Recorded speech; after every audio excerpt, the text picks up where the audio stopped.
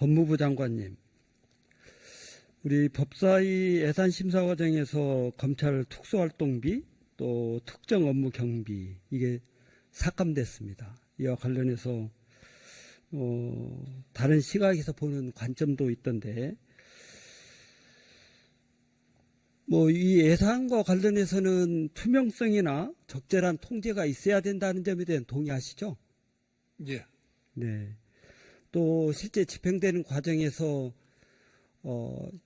국민들의 눈높이에서 볼 때 적절하지 못한 행태들이 있었다 하는 점에 대해서 언론 보도를 통해서 꽤 나오던데, 이런 부분이 있다는 점은 이해하시나요? 동의하시나요?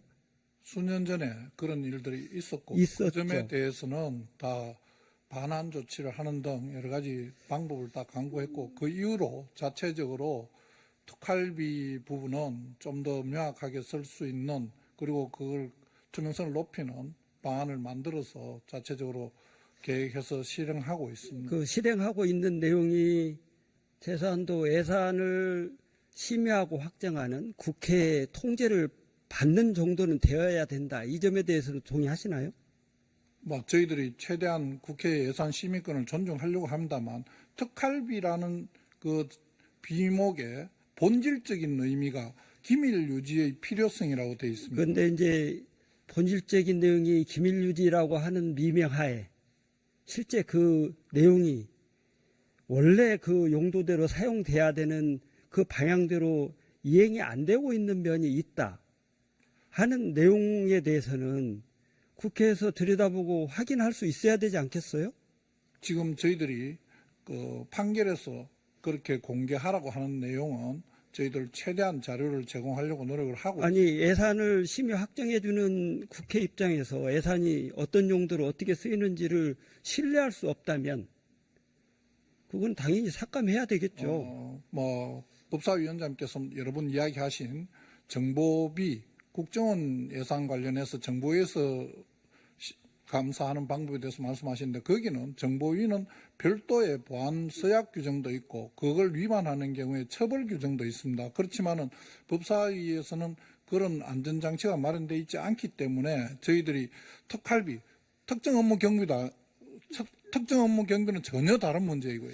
특활비 부분 내용은 그걸 하고 있고, 저는 특정 업무 경비는 전혀 다른 문제고. 우리 정부의 공직자들, 저도 공직자를 해봤습니다만, 공직자들이 본인의 아성 속에서 본인은 떳떳하고 청렴한데 왜 외부에서 믿어주지 않냐 이렇게 얘기하는 거하고, 실제 제도적으로 통제될 수 있는 범위 내에 본인이 놓여 있어서 그 통제되는 시스템 속에 자기를 놓고 제대로 그 통제에 따르면서 자기 관리를 하는 거하고 좀 다르죠. 그러니까 저는 최소한도 국회 통제에 제대로 임해야 된다. 그리고 국회 통제에 따르지 않을 경우에는 국회에서는 예산 삭감을 할 수밖에 없지 않을까, 이런 생각을 합니다. 그래서 이 부분에 대해서 여러 가지 시각이 있을 수 있는데, 기본적으로 예산 편성할 때 예산의 투명성, 또 시스템적으로 받아야 되는 통제, 이건 적절히 받아야 예산 심의 또 편성이 가능하다, 이렇게 저는 생각합니다.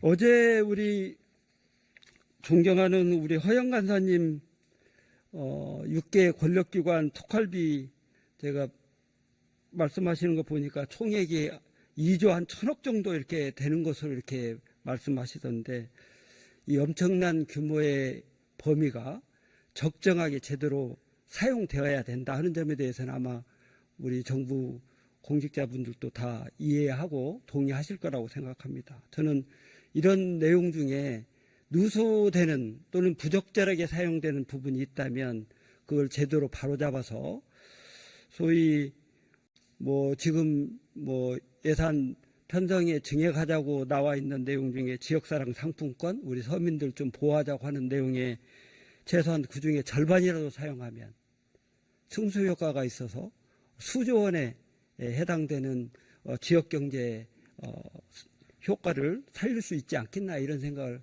해봅니다. 그래서 이 부분에 대해서도 좀 더 엄격하게 관리를 할 필요가 있고, 엄격하게 관리되고 있는 내용이 국민을 대표하고 있는 국회의원들에게 소상히 전달될 수 있도록 이렇게 해주는 것이 올바른 길이다 이렇게 저는 생각합니다.